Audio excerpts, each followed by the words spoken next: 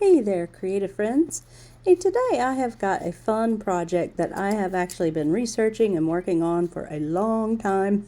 And I think I have finally figured out how to put all the pieces together. And so I have got a Christmas tree set up with different kinds of light strands on it. So one main white light strand and then another multicolored light strand.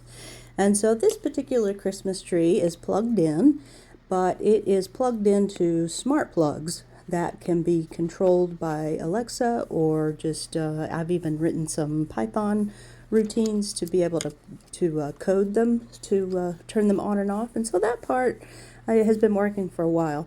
But now this year I have finally figured out a way, and I went the easy route with this, to where I have set up a public web page to where all of you, my faithful followers, can click on the web page and click those buttons, which will turn the plugs on and off, and that makes me happy. And I just love it.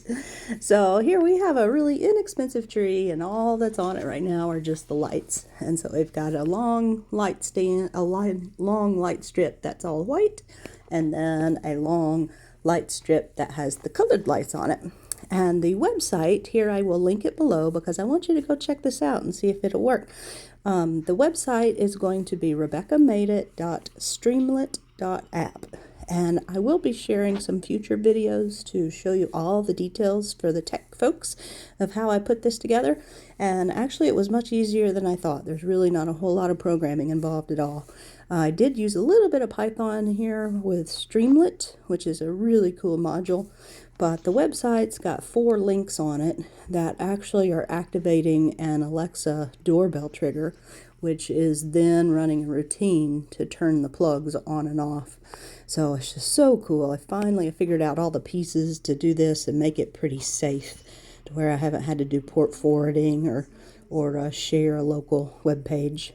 So it's just so cool. I've really enjoyed putting this all together.